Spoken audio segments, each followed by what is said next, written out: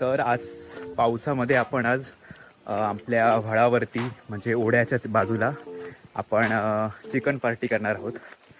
तर चला, तर ह्या ब्लॉगमध्ये तुम्हाला दिसेल. जेवण करण्यासाठी जागा साफ करून घेतली जात आहे.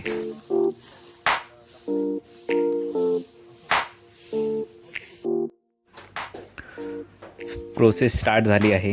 इकडे कांदा टोमॅटो कापला जात आहे.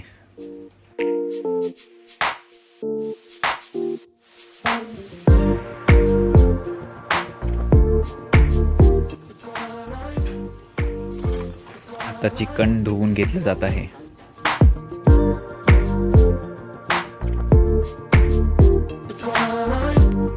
इकडे सगळी प्रोसेस चालू आहे.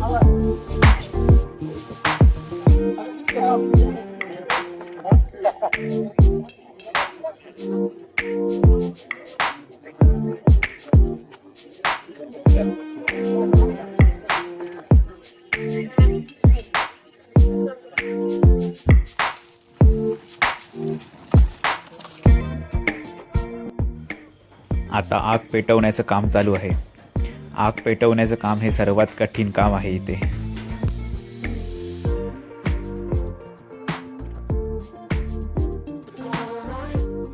आग पेटली आहे. पण सगळी तयारी झाली होती आणि मध्येच पाऊस आला, त्याच्यामुळे जरा हे झालं. आणि हे आमचं देसी जुगाड आहे पावसासाठी वाचण्याकरता.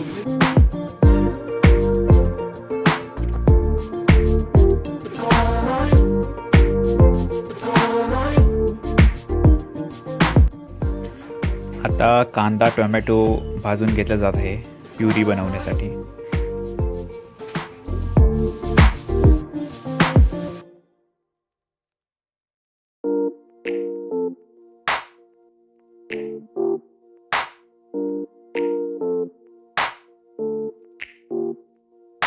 चिकन मॅरिनेशन चालू आहे. ह्याच्यामध्ये काय काय घातलं आहे? सगळे मसाले घातले. लाल तिखट, हळद, काळी मिरी पावडर, त्यानंतर आपलं लाल हे घातलं, धणे पावडर, जिरा पावडर, गरम मसाला.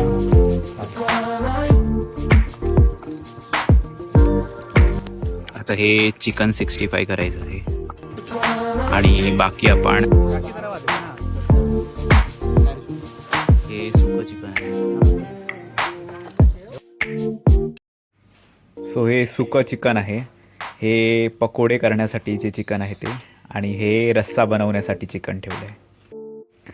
आता हे कौल चिकन फ्राय जे ट्रेंडिंग चालू होतं तशा टाईपमध्ये ट्राय करत होतो आम्ही. खूप छान झालं होतं चिकन.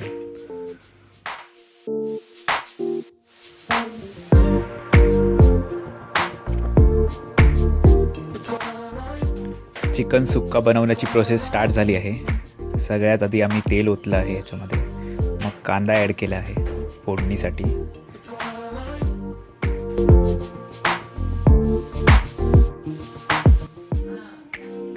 आता याच्यामध्ये कांदा टोमॅटोची जी प्युरी बनवली होती ती ॲड केली आहे फोडणीमध्ये.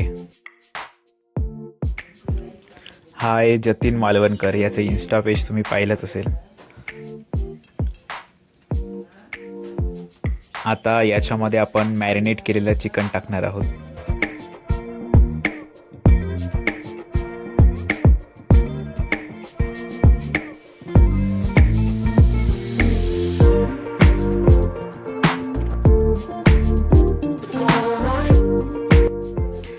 आता आपण ओपन करून पाहणार आहोत. वाह, चिकन खूप छान दिसतं आहे.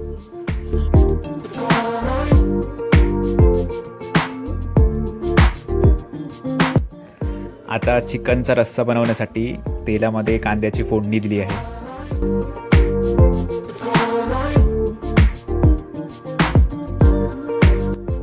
आता टोप चुलीवरचा खाली घेऊन त्याच्यामध्ये मसाला ॲड केला आहे, जेणेकरून मसाला भाजून जाणार नाही. आणि आता कांदा टोमॅटोची प्युरी आणि जे भाजलेल्या खोबऱ्याचं वाटप होतं ते सर्व ॲड करून त्याच्यामध्ये चिकन ॲड केलं आहे आणि शिजत ठेवलं आहे.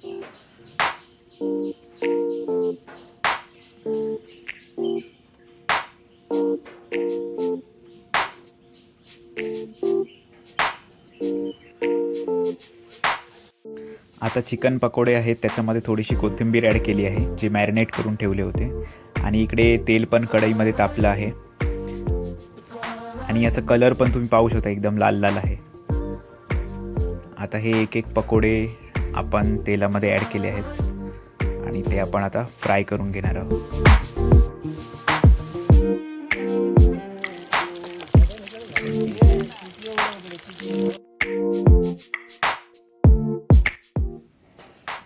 पकोडे चांगल्या प्रकारे भाजले आहेत. आता आपण ते काढून घेणार आहोत बाहेर. अशा प्रकारे गाळून घेतलं की त्याच्यातलं तेल असतं ते खाली पडतं. अशाने तेल सगळं खाली पडतं. आता इथे कोशिंबीरची तयारी केली जात आहे. कांदा आणि टोमॅटो कापून घेतला जात आहे.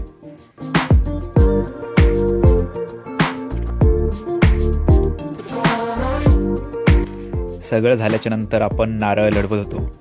नारळ लढवणे म्हणजे सिंधुदुर्गामध्ये नारळी पौर्णिमेच्या आधी नारळ लढवले जातात. म्हणजे ज्याचा नारळ फुटेल त्याने तो फुटलेला नारळ समोरच्या व्यक्तीला द्यायचा. मग असा कोणाचा नारळ किती स्ट्रॉंग आहे ते बघितलं जातं आणि नंतर तो पाण्यामध्ये नारळ सोडला जातो. तर तुम्ही हे कधी पाहिलं आहे का तर कमेंटमध्ये नक्की कळवा. त्याच्यानंतर आम्ही मस्त होळामध्ये आंघोळ करायला स्टार्ट केलं.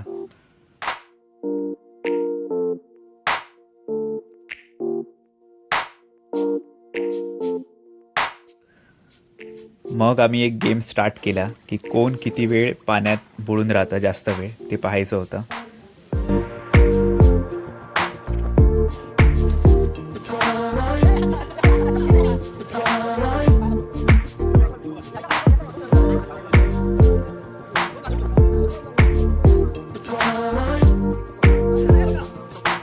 पाण्यामध्ये मस्त आंघोळ करून झाली आहे आणि आता आपण चिकन खाण्यासाठी बसणार आहोत. मस्त.